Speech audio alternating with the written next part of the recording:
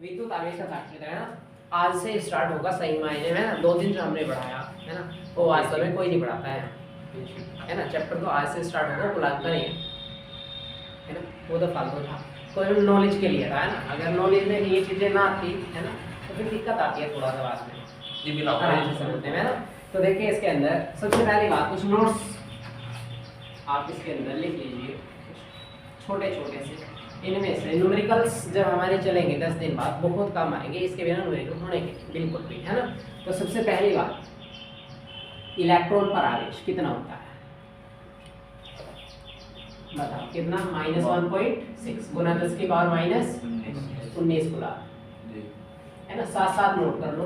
एक होता है प्रोटॉन, प्रोटॉन पर आवेश कितना होता है 1.6 × 10 की power -19 coulomb. Same to same होता है, बस फर्क ये होता है इलेक्ट्रॉन कैसा कण होता है ऋणावेशित, प्रोटॉन कैसा कण होता है धनावेशित है ना।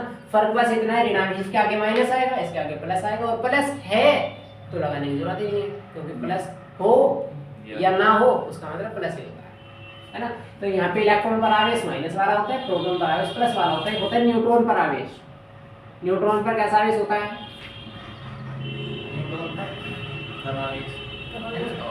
उदासीन होता है ना। और उदासीन का मतलब प्लस व माइनस की संख्या कैसी होगी? समान होगी। ये होता है न्यूट्रॉन पर है ना। एक होता है इलेक्ट्रॉन का द्रव्यमान, जानता है कोई कितना होता है बताओ? इलेक्ट्रॉन का द्रव्यमान सर 9.1 × 10 की पावर -31 किलोग्राम है ना। एक होता है प्रोटॉन, प्रोटॉन का द्रव्यमान कितना होता है बताओ? 1.67 × 10 की पावर -27 किलोग्राम। ज्यादा कौन सा है? जैसे इलेक्ट्रॉन का ज्यादा है या प्रोटॉन का ज्यादा है? प्रोटॉन का ज्यादा है ना। क्यों? क्योंकि पावर माइनस वाली कम है, माइनस वाली पावर कम है तो ज्यादा होगा है ना। अच्छा एक बात और बताओ, अगर मेरे पास इसका द्रव्यमान इतना है, इसका द्रव्यमान इतना है, इलेक्ट्रॉन का इतना है, प्रोटॉन का इतना है, तो तेज कौन चलेगा, इलेक्ट्रॉन या प्रोटॉन? है ना। मैंने कहा इलेक्ट्रॉन का द्रव्यमान ये है, प्रोटॉन का द्रव्यमान ये है, तो इनमें से स्पीड किसकी ज्यादा होगी चलने की, वेग किसका ज्यादा होगा, वेलोसिटी किसकी बताओ? इलेक्ट्रॉन की। क्यों? क्योंकि इसका सर वजन कम है, क्योंकि इसका वजन कम है ना। जिसका द्रव्यमान कम होगा उसकी वेलोसिटी क्या होगी? ज्यादा होगी। दोनों एक दूसरे के क्या होते हैं? व्युत्क्रमानुपाती, नाम सुना होगा है ना। जैसे x अनुक्रमानुपाती 1/y है ना।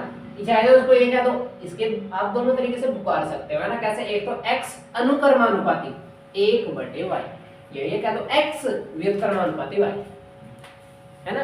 तो इसका मतलब क्या होता है, अगर डायरेक्ट ऐसे है a अनुक्रमानुपाती, इसका मतलब क्या है, a बढ़ेगा तो b भी बढ़ेगा, और a घटेगा तो b भी घटेगा। इसका मतलब क्या है, x बढ़ेगा तो y घटेगा, और x घटेगा तो y बढ़ेगा, दोनों एक दूसरे के उल्टे है ना। तो इसमें क्योंकि इसका द्रव्यमान कैसा है, इसका द्रव्यमान कम है ना। जिसका द्रव्यमान कम होगा उसकी स्पीड कैसी होगी? ज्यादा। एक होता है हमारे पास न्यूट्रॉन, न्यूट्रॉन का द्रव्यमान सेम ही होता है जितना प्रोटॉन का होता है। न्यूट्रॉन का द्रव्यमान 1.67 × 10 की पावर -27 किलोग्राम।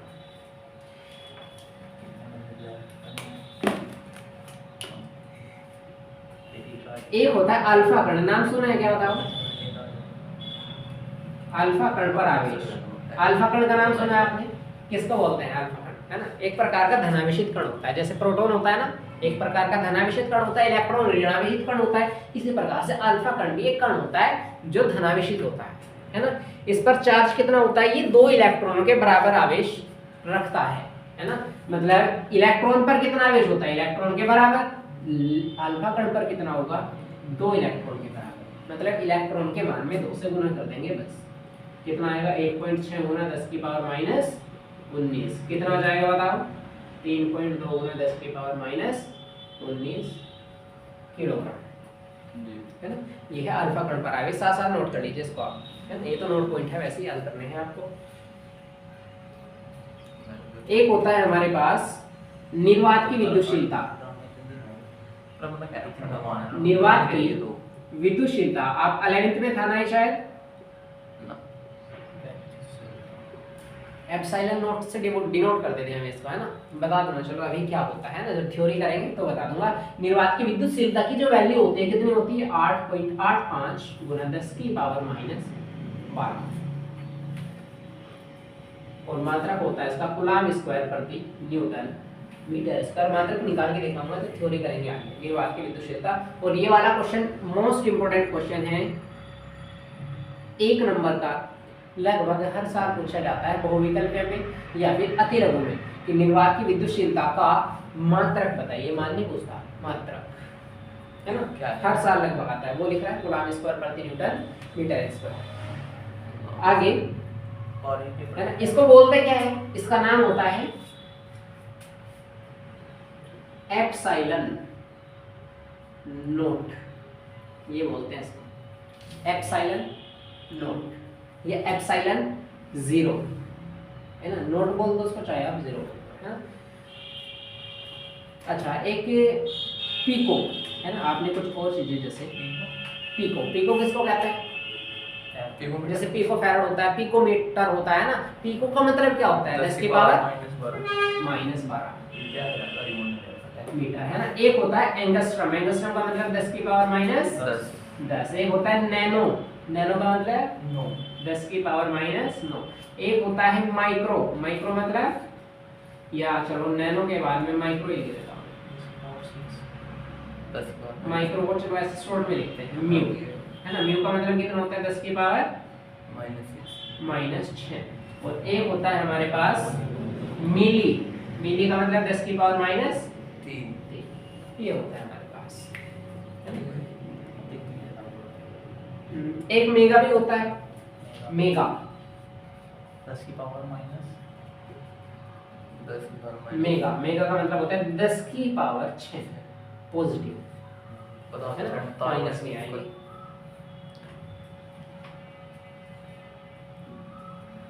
चलिए इसको नोट कर लीजिए आप जल्दी से, हेडिंग डालो आवेश, ये दियो ना कंगेश्वर वाला जिसको चोट लगी पड़ी, हेडिंग डालो आवेश।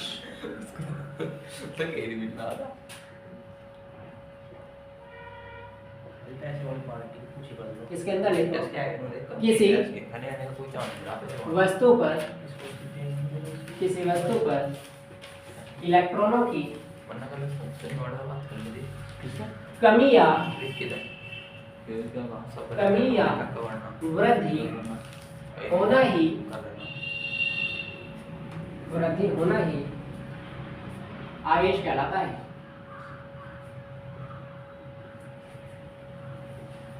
आवेश कहलाता है।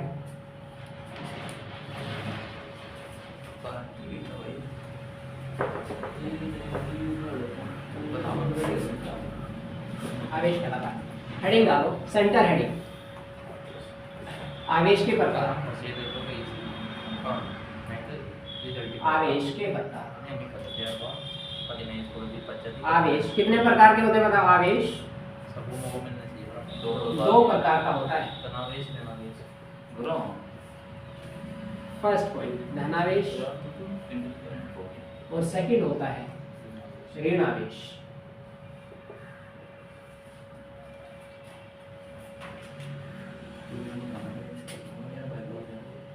हेडिंग डालना है इसके बाद, धन आवेश। धन आवेश किसको बोलते हैं बताओ, पॉजिटिव चार्ज का, है ना। और आता किस वस्तु पर है, जिसमें से इलेक्ट्रॉन बाहर निकलते हैं, उस वस्तु पर धनावेश होता है।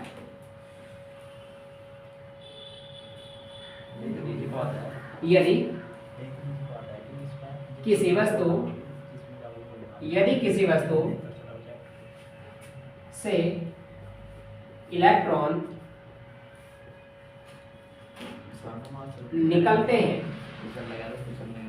निकलते हैं तो उस वस्तु पर धन आवेश आता है।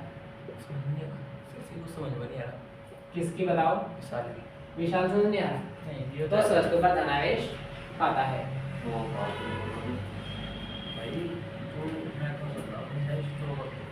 हेडिंग डालो, ऋण आवेश। किसी वस्तु में इलेक्ट्रॉनों की वृद्धि होना, इलेक्ट्रॉनों की वृद्धि होना ही ऋण आवेश कहलाता है, ऋण आवेश कहलाता है। एक बहुत इंपॉर्टेंट क्वेश्चन ध्यान देंगे, है ना, अगर किसी वस्तु पर धनावेश आया है ना, तो धनावेश आने से उस वस्तु के द्रव्यमान में कमी होगी, वृद्धि होगी, कोई चेंज नहीं होगा। कौन सा ऑप्शन सही है? धनावेश आया तो किसी वस्तु पर अगर धनावेश आया तो कौन सा ऑप्शन सही है? जो द्रव्यमान है वो बढ़ेगा, द्रव्यमान घटेगा, या द्रव्यमान में कोई चेंज नहीं होगा? बताओ कौन सा आंसर सही है? घटेगा। द्रव्यमान घटेगा, है ना, क्योंकि धनावेश आने का मतलब क्या है? इलेक्ट्रॉन बाहर निकल गए, और जब कोई चीज बाहर निकल गई तो ऑटोमेटिकली कम हो जाएगा, है ना। उल्टा दिखता है वैसे, है ना, धनावेश मतलब प्लस होता है, तो बच्चों को दिखता है प्लस ही होगा, है ना। तो क्या होता है, धनावेश यहाँ आएगा मतलब पॉजिटिव, और पॉजिटिव कब आएगा? जब बाहर निकलेंगे, और बाहर निकलने से द्रव्यमान क्या हो जाएगा? कम हो जाएगा, है ना। ये क्वेश्चन भी आता है, वो भी करने में 1 नंबर।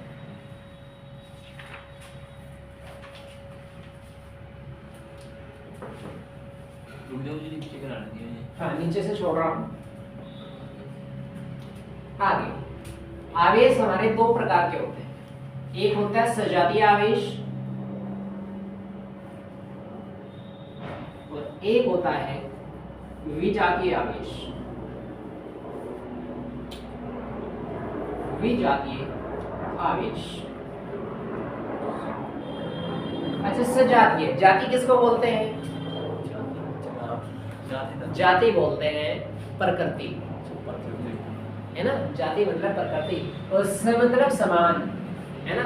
तो ऐसे आवेश जिनकी प्रकृति कैसी होती है? समान होती है, उसको क्या बोलते हैं? सजातीय आवेश। और वी मतलब क्या होता है? अलग संधि विच्छेद पढ़ा हुआ ना आपने, है ना। सजातीय का मतलब स प्लस जातीय है, और विजातीय का मतलब वी प्लस जातीय है। और वी प्लस जातीय का मतलब क्या? वी मतलब अलग अलग, है ना। जिनकी प्रकृति अलग अलग होती है वो क्या होते हैं? विजातीय आवेश होते हैं। तो ऐसे आवेश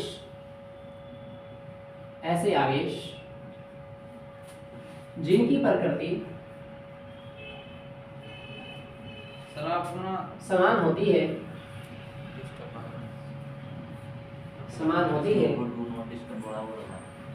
सजातीय आवेश कहलाते हैं। सजातीय आवेश कहलाते हैं। क्या कह रहा है विशाल? अब अपना टिक्का कीजिए, ऐसे चैनल को दे दो जो उठ रहा हो। अच्छा, अगर आपका चैनल फेमस, फिर आप गिर नहीं, वो धीरे धीरे काम होता है तो सही रहता है, ज्यादा, है ना। फिर दूर तक जाते हैं तो धीरे धीरे उठता है चैनल, है ना। विजातीय आवेश, जो बेटा एक बार उठ जाना फिर वो एकदम नीचे गिर जाना। ऐसे आवेश बाद में जरूर बता, चैनल को लाइक करें, सब्सक्राइब जिनकी प्रकृति बाप को नीचे हम दे असमान होती है, असमान होती है, विजातीय आवेश कहलाते हैं। विजातीय आवेश कहलाते हैं। सजातीय आवेश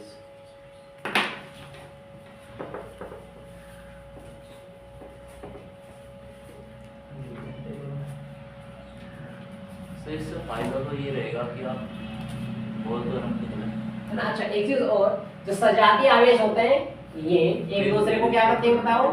प्रतिकर्षित, क्योंकि एक जैसे पर ये एक दूसरे को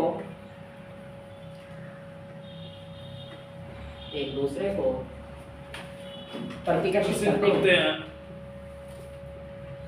प्रतिकर्षित करते हैं, और ये क्या करते हैं? ये एक दूसरे को आकर्षित करते हैं, अपनी ओर खींचा है, जिसका मतलब हाँ, अपनी ओर खींचते हैं, आकर्षित करते हैं।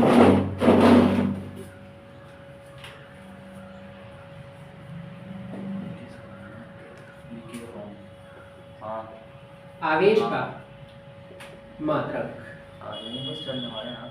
आवेश का मात्रक, है ना। सूत्र, अच्छा, आवेश का मात्रक सिंपल सी चीज है। एक तो आवेश का मात्रक क्या होता है? कूलाम होता है, जो आप 2 साल से पढ़ रहे हैं, कूलाम, है ना। एक आवेश का सूत्र होता है हमारे पास, Q बराबर I इंटू T, जहाँ Q क्या होता है? आवेश होता है, I क्या होती है? धारा होती है, और टी क्या होता है, समय। समय होता है टाइम ना। तो Q बराबर I मतलब धारा है, धारा का मात्रा क्या आएगा, एम्पियर, और T मतलब क्या, टाइम, टाइम का मात्रा क्या आएगा, सेकंड। इसका दूसरा मात्रा भी होता है कितना, एम्पियर सेकंड। पहला मात्रा क्या है, कूलम्ब, दूसरा एम्पियर सेकंड है। इसकी विमा भी निकाल सकते हैं, आवेश की विमा। देखो Q बराबर एम्पियर की विमा कितनी होती है, A ही होती है। सेकंड की विमा कितनी होती है, T होती है। विमा कैसे मतलब क्या निकालते होती है?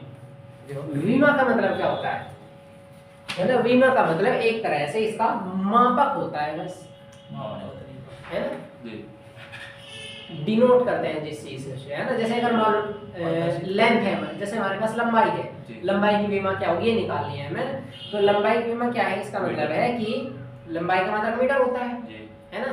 तो इसकी विमा निकालने का मतलब है, लंबाई को लेंथ कहते हैं, बस इस चीज को डिनोट कर देते हैं क्या, शॉर्ट फॉर्म में, ठीक है जी। है ना, उसको विमा कहते हैं। ठीक है।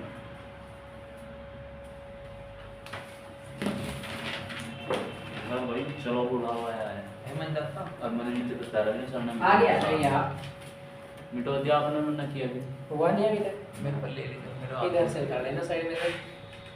कोई हेडिंग डालो नेक्स्ट, आवेश संरक्षण का नियम। आवेश संरक्षण का नियम 11वीं क्लास में बहुत टाइम लग जाता था हमें कराने में ना, बच्चे बात करते थे, है ना। अब की बात कैमरा लगा दिया, यहाँ उतारेंगे, जैसे मैं यहाँ तक पहुँचा तभी डाल दूँ ऊपर से। सर आती है कैमरा में इधर से कम बात हाथ, अपने हाथ की जो स्पीड है ना वो आप बढ़ाओ, सर स्पीड अपने हाथ की स्पीड बढ़ाओ, वो आती है आवेश क्या आती है ना। ना यहाँ देखो। आवेश संरक्षण का नियम, देखो संरक्षण का नियम आपने पहले ही पढ़ रखा है। संरक्षण मतलब होता है सुरक्षित करना, है ना, नष्ट ना होने देना, है ना।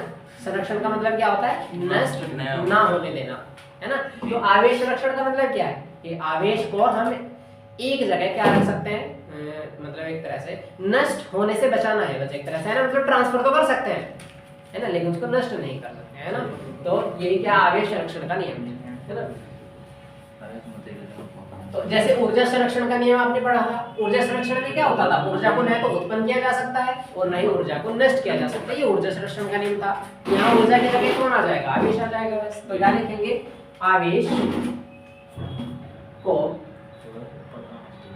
न तो ठीक है। उत्पन्न किया जा सकता है, उत्पन्न किया जा सकता है, और नहीं न ही नष्ट किया जा सकता है, जी नष्ट किया जा सकता है। यही चलिए आवेश संरक्षण का, यही आवेश संरक्षण का नियम है।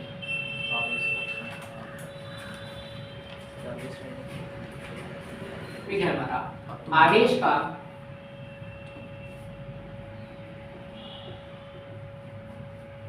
क्वांटमीकरण, इंग्लिश में बोलते हैं क्वांटाइजेशन ऑफ चार्ज। आवेश का क्वांटमीकरण, है ना। देखो आवेश का क्वांटमीकरण क्या होता था, कल भी बताया था। आवेश का क्वांटमीकरण, है ना, क्या कि आवेश जब एक वस्तु से दूसरी वस्तु में ट्रांसफर होते हैं, तो आवेश मतलब इलेक्ट्रॉन जब ट्रांसफर होते हैं, तो इलेक्ट्रॉन हमेशा अपने पूर्ण गुणज के रूप में जाते हैं एक वस्तु से दूसरी वस्तु के अंदर। मान लो ये बताया भी था मैंने, एक ए वस्तु है, एक बी वस्तु है ना। तो अगर हम इसको रख रहे हैं आपस में, घर्षण का है, तो घर्षण कराने से इसके कुछ इलेक्ट्रॉन इसमें चले जाएंगे या फिर इसके कुछ इलेक्ट्रॉन इसमें चले जाएंगे। लेकिन जब ये इलेक्ट्रॉन का आदान प्रदान यहाँ पर होगा, तो एक चीज यहाँ पे नोट होती है क्या, या तो इलेक्ट्रॉन 1 जाएगा, या इलेक्ट्रॉन 5 जाएंगे, या 32 जाएंगे, कुछ ऐसे जाएंगे, है ना, या 100 जाएंगे। मतलब क्या है, इलेक्ट्रॉन हमेशा पूरी मात्रा में जाएगा। ऐसा नहीं हो सकता कि 1.7 इलेक्ट्रॉन चले गए हैं ना, या 2.4 इलेक्ट्रॉन चले गए हैं ना, ऐसे नहीं होगा। डेसिमल में नहीं जाएंगे, पूर्ण आवेश है ना। और यही क्या, यही है हमारा आवेश का क्वांटमीकरण।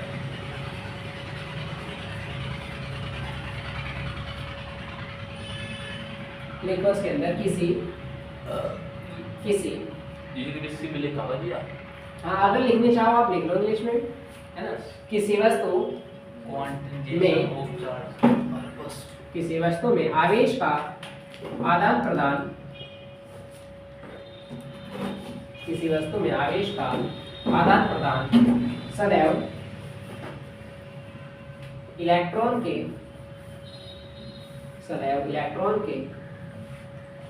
पूर्ण गुणज के रूप में होता है। यही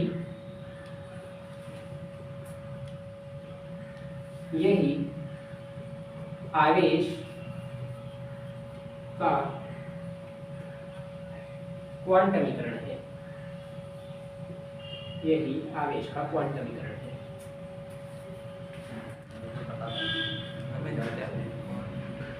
अच्छा, आपने एक चीज पढ़ ली कि पदार्थ लिखवा नहीं रहा, उसको समझा रहा हूं, है ना। पदार्थ किसको कहते हैं? ऐसी ही वस्तु जिसके अंदर द्रव्यमान होता है। कोई भी वस्तु जिसके अंदर द्रव्यमान है ना, मतलब हर वस्तु पदार्थ होती है, सिंपल सी बात है ना। तो जो पदार्थ होते हैं वास्तव में कितने टाइप के होते हैं? 3 टाइप के होते हैं पदार्थ के।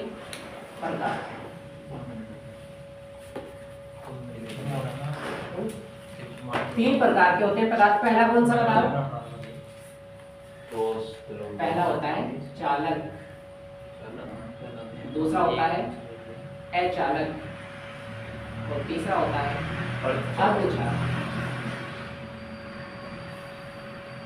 अर्धचालक।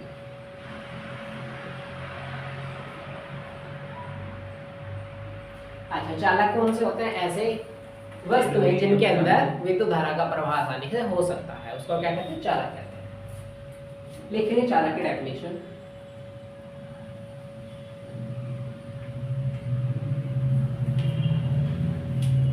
चालक वे पदार्थ होते हैं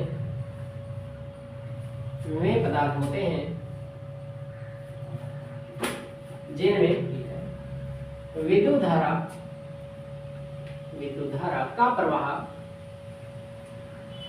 धारा का प्रवाह आसानी से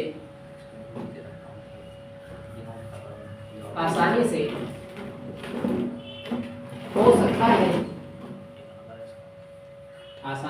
सकता है, चालक कहलाते हैं। अथवा दूसरी परिभाषा भी लिख सकते हैं। ये हो गया ना नीचे से।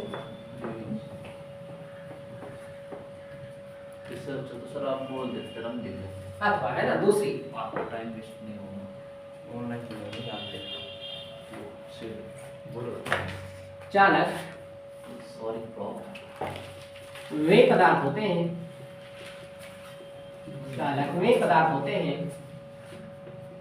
जिनमें मुक्त इलेक्ट्रॉनों की संख्या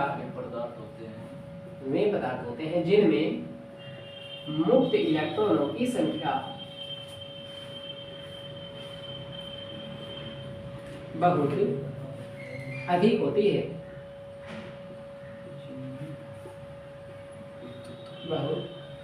होती है। जैसे क्या क्या हो सकते हैं बताओ? चालक के अंदर लोहा हो सकता है, और कौन? चांदी हो सकती है। चांदी के अंदर 1 नंबर का क्वेश्चन मैंने बताया था 100% बनता है ना। क्या कि सबसे अच्छे सुचालक का नाम बताइए, कौन होता है सबसे अच्छा चालक? सबसे ज्यादा करंट किसमें आता है? चांदी में आता है ना। एक होता है लोहा, एक चांदी होता है, और क्या एल्यूमिनियम हो सकता है। एलसीडी नोट कर रहा हूँ डायरेक्ट। एक एल्यूमिनियम होता है, एक कॉपर होता है, Cu है ना, और भी बहुत सारी चीजें होती है, आदि लिख सकते हैं। सेकंड हेडिंग डालेंगे अचालक।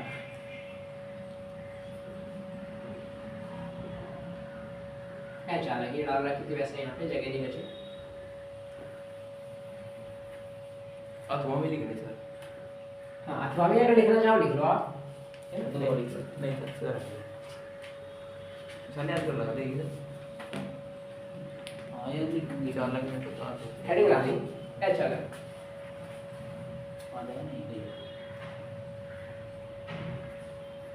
वे पदार्थ जिनमें मुक्त इलेक्ट्रॉनों की संख्या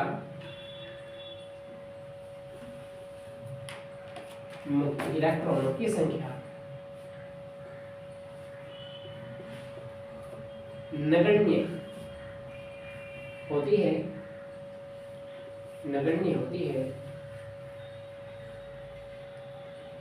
अचालक कहलाते हैं,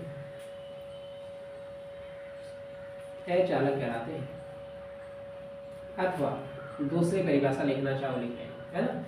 इसमें क्या होते हैं, इलेक्ट्रॉन बहुत ज्यादा होते हैं, इसमें इलेक्ट्रॉन क्या होते हैं, कम होते हैं, है ना। इसमें आप ये कह सकते हो विद्युत धारा का प्रवाह आसानी से होता है, इसमें विद्युत धारा का प्रवाह नहीं होता है। वे पदार्थ जिनमें विद्युत धारा का प्रवाह आसानी से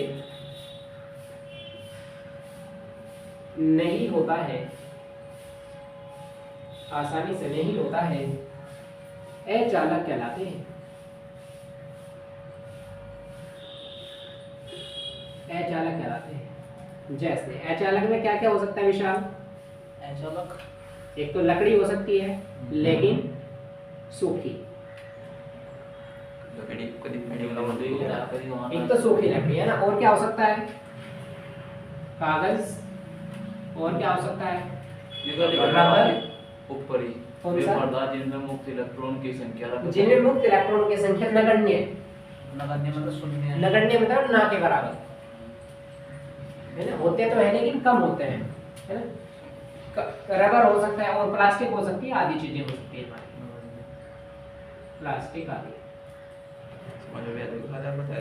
वैसे यहाँ असली शब्द कौन सा होता है? यहाँ रबर होता है ना। वैसे रबड़ वैसे ही बोल देते हैं, है ना। रबड़ नहीं होता, रबर होता है। जी, ये बात तो सही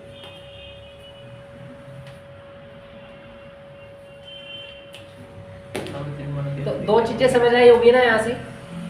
एक तो ये तो वैसे ही समझ आ गया आपको, चालक क्या, जिसमें इलेक्ट्रॉन ज्यादा होंगे और विद्युत धारा प्रवाहित हो जाएगी आसानी से। अचालक है जिसमें इलेक्ट्रॉन कम होंगे और विद्युत धारा प्रवाहित नहीं होगी। आपने इसके अंदर जो चैप्टर नंबर हमारा 3rd आएगा, 3rd चैप्टर के अंदर शायद 3rd ही चैप्टर है ना, उसके अंदर हम ये चीज पढ़ेंगे कि जो चालक होते हैं उनमें तो धारा बहती ही है, साथ में जो अचालक होते हैं उनके अंदर भी धारा बहती है ना। बहती नहीं, बिना गीला किए हुए। जैसे कागज है, कागज के अंदर भी धारा बहती है ना। जो लकड़ी है सूखी बिल्कुल, उसके अंदर भी धारा जाती है ना। कोई भी चीज जो अचालक है, जो रबर है, उसके अंदर भी धारा जाती है, प्लास्टिक के अंदर भी धारा जाती है। कंडीशन क्या है वो बताऊंगा आपको 3rd चैप्टर के अंदर, है ना। कंडीशन केवल इतनी सी होती है, अगर आप जैसे, है ना, हमारे पास प्लास्टिक है, प्लास्टिक को आप नष्ट करना चाहिए, कैसे हो सकती है? जला के। लकड़ी है, लकड़ी कैसे नष्ट हो सकती है? जलाकर, है ना।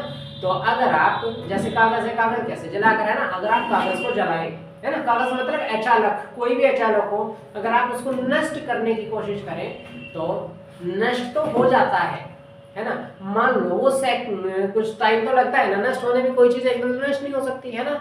मान लो उसको टाइम लगा नष्ट होने में, आप ये मान लो 40 सेकंड लगी, कुछ भी है, खाली एग्जांपल है वैसे ना, 40 सेकंड लगी तो पूरा नष्ट होने। अब बताओ 20 सेकंड में कितना नष्ट हो जाएगा? आधा नष्ट हो जाएगा, 40 में पूरा हो जाएगा। इसका मतलब अगर मैं बात करूं 39 सेकंड की, 39 सेकंड में कितना नष्ट हो जाएगा?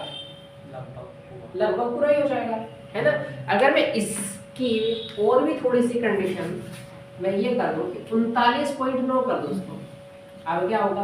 है ना, बस हो ही गया, खत्म हो गया बस मामला, है ना। थोड़ा सा बच रहा है, बिल्कुल मामूली सा, है ना। तो इस कंडीशन पे आकर के, है ना, जब अचालक पदार्थ बिल्कुल नष्ट होने वाले होते हैं तो कुछ मिली सेकंड के लिए, मिली सेकंड बताया ना 10 की पावर -3 सेकंड, है ना। तो बहुत कम टाइम के लिए अचालक पदार्थ भी चालक की तरह व्यवहार करते हैं। नोट पॉइंट ये, है ना। नष्ट होने वाले जब बिल्कुल नष्ट होने की कगार पे पहुंच जाएंगे तो कुछ मिली सेकंड के लिए क्या हो जाएंगे? चालक की तरह व्यवहार करेंगे। लेकिन ऐसा नहीं है कि हमारे पास कागज है वो नष्ट होने वाला है ना, और आपको करंट इतना मारेगा कि आप मर जाओगे, ऐसा नहीं है। करंट आएगा लेकिन करंट भी बहुत कम होगा, ना के बराबर ही होगा, है ना। ये चीज होती है थोड़ी, है ना। आगे चालक है, चालक खत्म हुआ, हेडिंग डालेंगे अर्धचालक।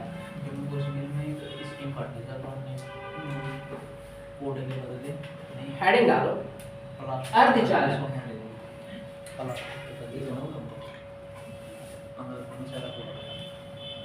अर्धचालक क्या करा वे पदार्थ जिनमें कौन दे रहा सुनना मुक्त इलेक्ट्रॉनों की संख्या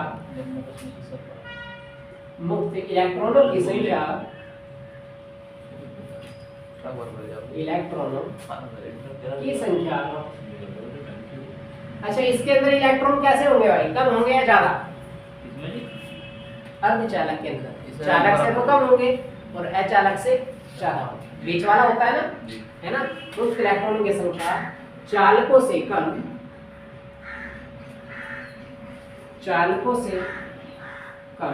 तथा अचालकों से, है ना, अचालकों से अधिक होती है,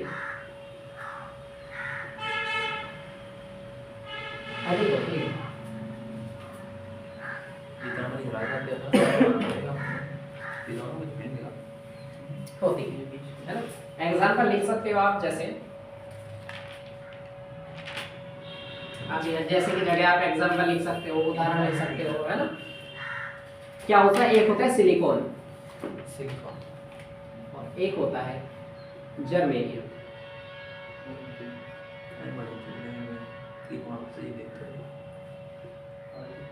कौन क्या होगा सिलिकॉन एक प्रकार का पदार्थ ही होता है जो अर्धचालक की तरह काम करता है ना। सबसे अचालक कहाँ पे यूज किए जाते हैं, कहीं पे भी यूज नहीं किए जाते हैं। चालक कहाँ, करंट को दौड़ाने में यूज किए जाते हैं, है ना। अचालक कहाँ मतलब यूज किए जाते हैं ऐसी जगहों पे यूज किया जाता है जहाँ धारा की जरूरत नहीं है, जहाँ धारा का खतरा ना है, जैसे प्लास्टिक के मग बनाए जाते हैं, बाल्टियाँ बनाए जाते हैं, इस चीज में।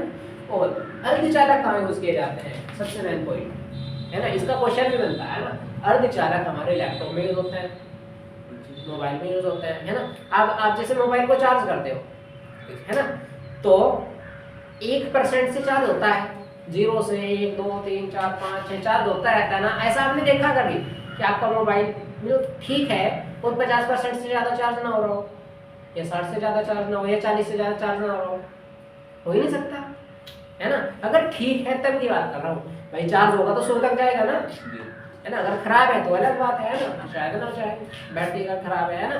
तो अगर मोबाइल सही है तो 100 तक चार्ज होगा ना, लेकिन 100 की जगह 105 हो सकता है नहीं, है ना। आपने अपने मोबाइल को फुल चार्ज कर लिया, बिल्कुल फुल, है ना। साथ में आपने जैसे आपका मोबाइल 10 बजे, हम मान सकते हैं 10 बजे आपका मोबाइल बिल्कुल चार्ज है, अगर मैं 11 बजे देखूँ तो क्या, अगर आप सिंपल सी बात बता रहा हूँ, अगर फुल चार्ज करके आपका मोबाइल कितना चल रहा है, मान लो 10 घंटे का बैकअप दे रहा है, कितने का, 10 घंटे का। अगर फुल चार्ज करने के बाद 2 घंटे और चार्जिंग पे लगा दूं तो क्या ऐसा हो सकता है 10 घंटे 5 मिनट का बैकअप दे दे, है ना। बताओ इसको, है ना। 10 घंटे 5 मिनट का बैकअप है ना, या फिर 10 घंटे से थोड़ा सा बढ़ सकता है या नहीं बढ़ सकता, बताओ। नहीं बढ़ सकता है ना, क्यों? क्योंकि ये इससे ज्यादा चार्ज करेगा ही नहीं। उसके अंदर क्या होते हैं, उसके अंदर अर्धचालक पदार्थ होते हैं, है ना, जिसको जब तक धारा की जरूरत है तब तक तो आगे ट्रांसफर करेगा, जब धारा की जरूरत नहीं होगी, जब चार्ज फुल हो जाएगा तो धारा की ट्रांसफर आगे नहीं करेगा, है ना। ये इतना सा टॉपिक था अर्धचालक। बताओ ये बात समझ आई। लैपटॉप के अंदर भी होता है, जो प्रेस होती है उसके अंदर भी होता है, जो भी ऐसी चीजें हैं बिजली के उपकरण ज्यादातर के अंदर मिलता है ना। ये हमारा छोटा सा टॉपिक पदार्थ का भी खत्म हो गया। आगे आ जाइए आप, मोस्ट इम्पोर्टेंट क्वेश्चंस जहां से पेपर में क्वेश्चन आता है, कूलाम का नियम हो गया, यहाँ तक उतार लो। चलो यहाँ तक तो जाएंगे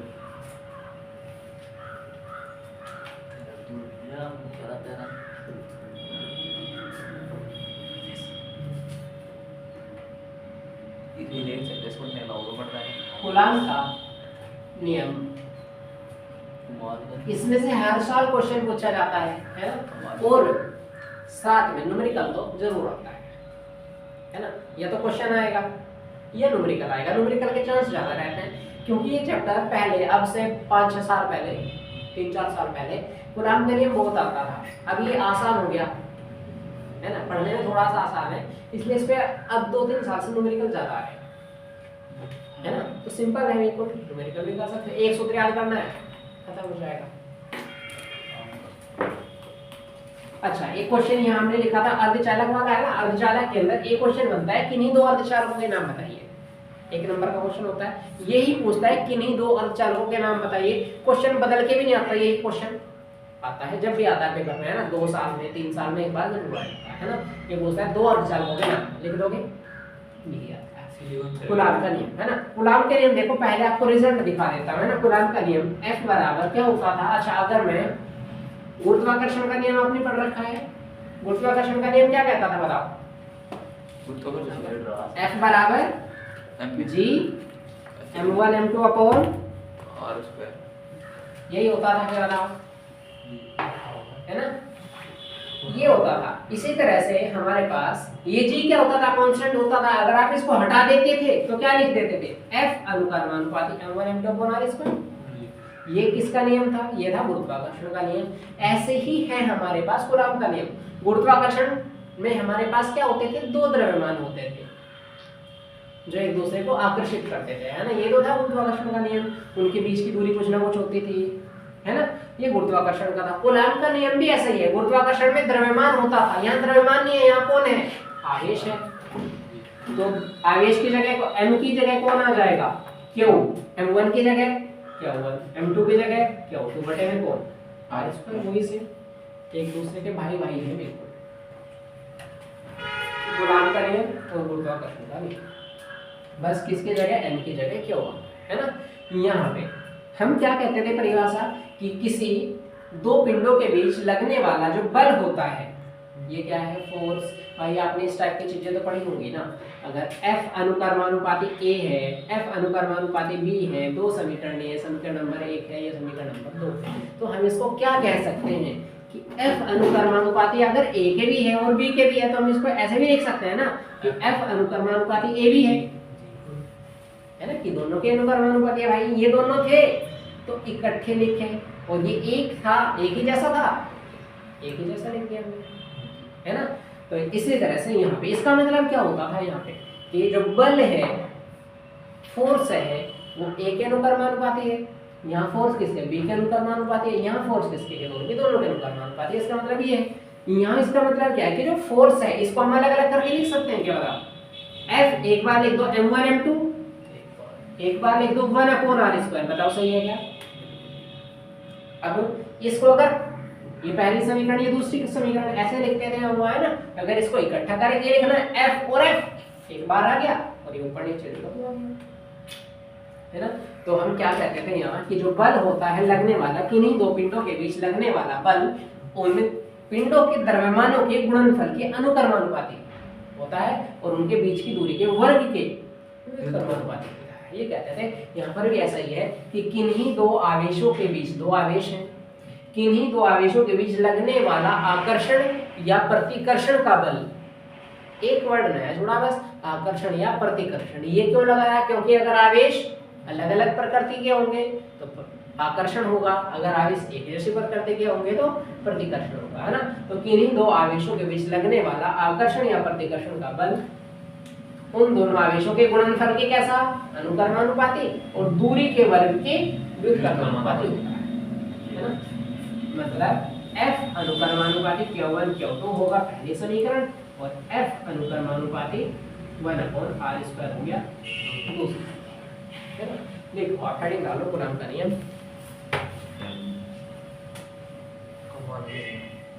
इसमें लिखेंगे इस नियम के अनुसार, इस नियम के अनुसार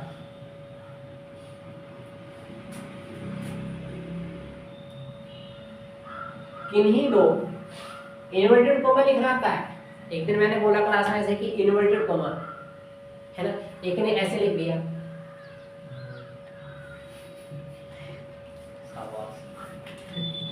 मैंने कहा इन्वर्टेड कोमा लगाओ, उसने ऐसे लिख दिया। असल में बच्चा रहा है ना, और दिसंबर में आया था बेचारा, पढ़ कुछ नहीं रखा था। किन्हीं दो बिंदु आवेशों के बीच, किन्हीं दो बिंदु आवेशों के बीच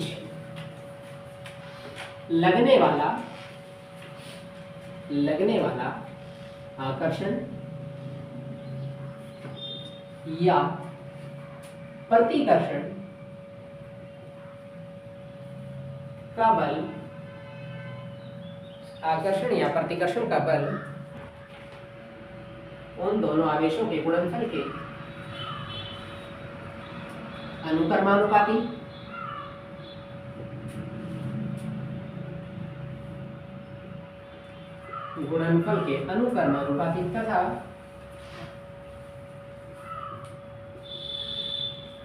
तथा दोनों आवेशों के बीच की दूरी के वर्ग के व्युत्क्रमानुपाती होता है।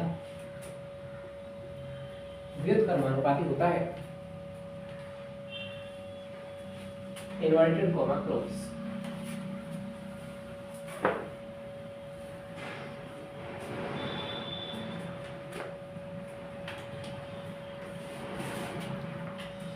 होता है। अगर मान लो हमारे पास है ना, ये दो आवेश है,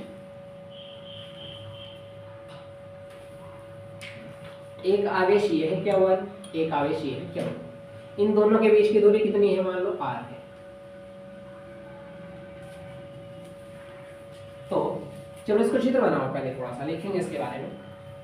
माना दो बिंदु आवेश Q1 व Q2 है, जिनके बीच की दूरी स्मॉल r है। तब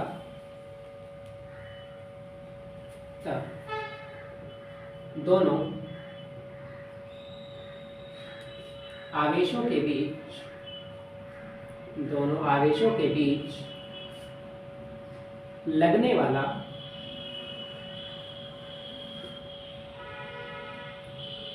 आकर्षण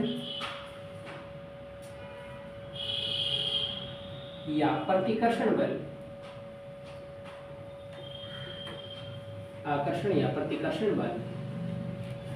F बराबर, बताओ क्या होगा? बराबर ना लिखे, हम अनुक्रमानुपाती लगाएंगे। F अनुक्रमानुपाती Q1 Q2 होगा या नहीं पता? जी होगा, है ना, पहली समीकरण बन गई। और F अनुक्रमानुपाती क्या होगा? 1/r²। दूसरी समीकरण बन गई।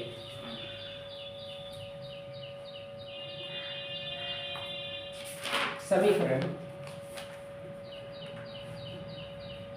1 व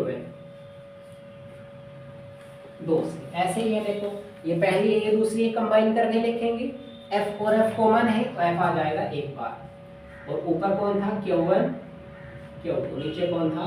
r²।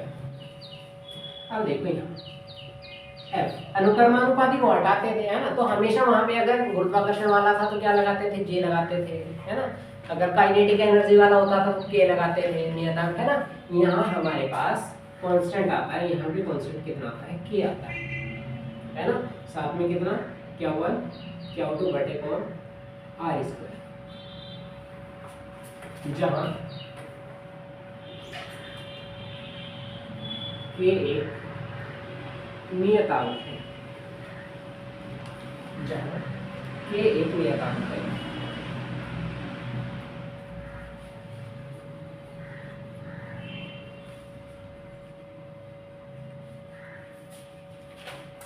K का मान कितना होता है बताओ? जिसका मान कितना होता है?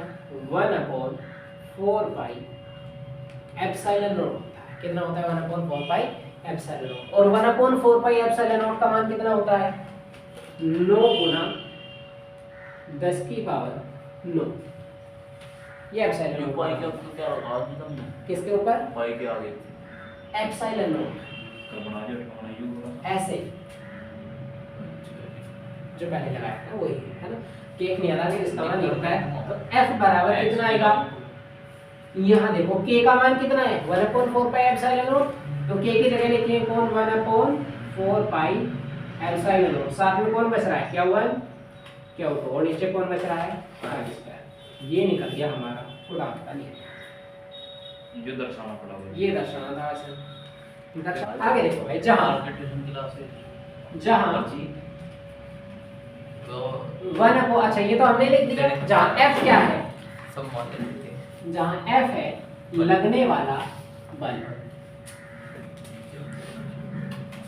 Q1 और Q2 क्या है आवेश है, और r क्या है दोनों आवेशों के बीच की दूरी, जी दोनों आवेशों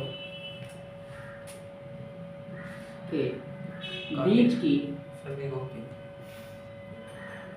दूरी है ना। एक होता है हमारे पास कौन था और भी शायद आया था हमारे पास एप्सिलॉन नॉट। एप्सिलॉन नॉट क्या होता है, निर्वात की विद्युतशीलता, अभी बताऊंगा क्या होती है, कल बताऊंगा इसको, कल के लेक्चर में निर्वात की विद्युतशीलता।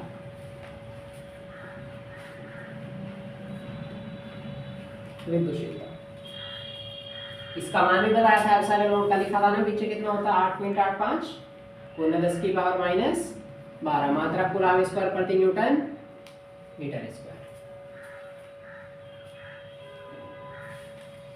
मोस्ट इंपोर्टेंट क्वेश्चन जो मैंने तुम्हें अभी बताया था पीछे की, ये क्वेश्चन हर साल लगभग पेपर में पूछा जाता है। एप्सिलॉन नॉट की मात्रक और विभव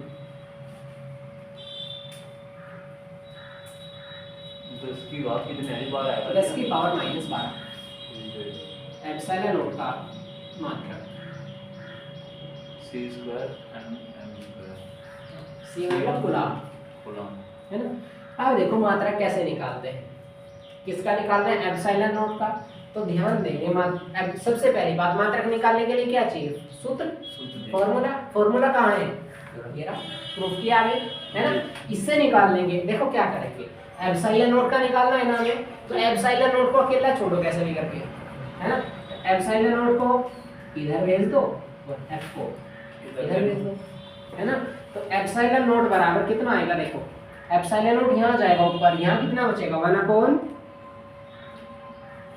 पाई, साथ में कितना Q1 Q2 बटे r², वो तो रखा ही है। साथ में देखो एप्सिलॉन नॉट को f की जगह और f को एप्सिलॉन नॉट की जगह भेज दिया, तो ये आ गया 4 पाई f। आगे देखो 1/4। अच्छा एक बात और देखेंगे आप, है ना, ये 1 का कोई मात्रक होता है, कोई मात्रक नहीं होता, लेकिन थोड़ी देर के लिए काम आएगा। 1 को चुका तो लिख दो फिलहाल, है ना, मात्रक नहीं लिखा सेम टू सेम, मतलब 4 पाई का कोई मात्रक है क्या, हम निकाल के आ गए मात्रक, 4 पाई का कोई मात्रक ही नहीं है तो छोड़ दो। 4 का मतलब क्या 4, पाई का मतलब क्या 3.14 या 22/7, उसका भी कोई मात्रक नहीं है ना, तो उसका कोई मात्रक नहीं है। यहाँ देखो f का मात्रक क्या होता है न्यूटन, मतलब n लिख देंगे। आगे आवेश का मात्रक क्या है कूलम्ब, देखो ये भी आवेश है, ये भी आवेश है, तो इसका मात्रक भी कूलम्ब, इसका मात्रक भी कूलम्ब, क्या हो जाएगा कूलम्ब का स्क्वायर, है ना। बस इसका मतलब ये है कूलम्ब, यहाँ आवेश कुछ अलग होगा, यहाँ आवेश कुछ अलग होगा, मात्रक तो सेम ही रहेगा। यहाँ देखो दूरी का मात्रक क्या होता है मीटर, तो क्या आ जाएगा मीटर का स्क्वायर, क्योंकि दूरी का क्या था स्क्वायर था। तो एप्सिलॉन नॉट का मात्रक क्या लिखा हमने कूलम्ब स्क्वायर बटे में कौन न्यूटन मीटर स्क्वायर, और ये तो लिखा था हमने अभी ऊपर कूलम्ब स्क्वायर प्रति न्यूटन मीटर स्क्वायर, ये इसका मात्रक आ गया। ये क्या है इधर कूलम्ब, किसकी विमा रखनी है कूलम्ब की, कूलम्ब मतलब क्यों आवेश, है ना। तो आवेश की विमा कितनी आएगी, विमा निकालने का तरीका क्या है, देखो क्यों की विमा निकालनी है, क्यों की विमा निकालने के लिए क्यों का सूत्र चाहिए, सूत्र कितना होता है I × T। अभी निकाल लीजिए आवेश की विमा कितनी होती है A × T, मतलब I को एम्पियर लिखते हैं तो A लिखा, टाइम को T लिखते हैं तो T लिखा, है ना। AT निकल गई। साथ में क्या है न्यूटन, है ना। न्यूटन किसका मात्रक था F मतलब बल का, मतलब बल की विमा निकालनी पड़ेगी, बल की विमा मतलब F की विमा, है ना, कितनी होती है mLT - 2, ये होती है बल की। निकालते कैसे, आपने सूत्र पढ़ा होगा, बल के लिए सूत्र होता था F बराबर m × A, पढ़ा था ना। द्रव्यमान होता है गुणनफल क्या कहलाता है, बल कहलाता है। तो F बराबर m मतलब द्रव्यमान, द्रव्यमान की विमा कितनी एम ही आएगी सेम टू सेम। यहाँ त्वरण है, त्वरण का मात्रक क्या होता है, त्वरण का मात्रक मीटर प्रति सेकंड स्क्वायर। तो बताओ विमा कितनी आ जाएगी, मीटर मतलब एल आ जाएगा ना, देखो मीटर की विमा एल, सेकंड की विमा टी, कितना हो जाएगा एल और नीचे आ जाएगा t2। तो इसकी त्वरण की विमा कितनी आ गई एल, साथ में t2 है, ऊपर जाएगा क्या बन जाएगा t माइनस 2। तो m की विमा m ही है, a की विमा कितनी l माइनस 2 है, तो क्या बन गई m l t माइनस 2। ये निकल गई बल की विमा, ये निकल गई थी हमारे पास क्यू की विमा। और किसकी निकालनी है, नीचे कौन था मीटर, साथ में है ना, मीटर किसका मात्रक दूरी का है ना, दूरी का मात्रक मीटर होता है। दूरी को अगर डिनोट करते हैं किस चीज से करते हैं, लेंथ से, तो कितना आ जाएगा दूरी की जगह कितना दूरी का स्क्वायर था, एल का क्या हो जाएगा स्क्वायर हो जाएगा। तो इसके जगह होना, इसकी विमा कितनी आ जाएगी आर स्क्वायर आ जाएगी, रख दो यहाँ पे वैल्यू। देखो किसकी निकालनी थी, कूलम्ब स्क्वायर प्रति न्यूटन मीटर स्क्वायर की। एप्सिलॉन नॉट बराबर कितना आएगा, कूलम्ब स्क्वायर मतलब AT का स्क्वायर, नीचे न्यूटन, न्यूटन की कितनी आई है MLT माइनस 2, MLT माइनस 2, साथ में कितनी है मीटर स्क्वायर, मीटर स्क्वायर की कितनी आएगी L2।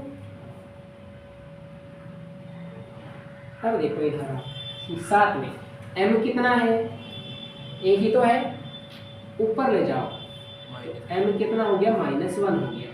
l देखो कितना है, 1 और 2 3, एक ये वाला 2 ये वाले कितने हो गए 3, ऊपर ले जाओगे क्या हो जाएगा -3, m -1 l -3, t देखो कितने हैं -2 ये वाले, और t यहाँ भी कितने हैं 2, यहाँ a भी कितना है भाई AT की स्क्वायर है ना, इसका मतलब क्या है a का भी स्क्वायर है और t का भी स्क्वायर है, तो t की पावर 2 है और t की पावर यहाँ -2 है, ये वाली -2 ऊपर जाएगी क्या बन जाएगी +2, तो 2 ये वाली और 2 नीचे से जाएगी माइनस वाली, प्लस बन जाएगी 2 और 2 कितनी हो गई 4, t4 हो गई। a कितनी थी यहाँ 2 एकम 2, तो ये कितनी आ गई 2, तो m -1 l -3 t4 a2, ये इसकी विमा है ना। ये काम की चीज होती है इसमें जो साइड में होती है ना, इससे पता चलता है आई कहाँ से।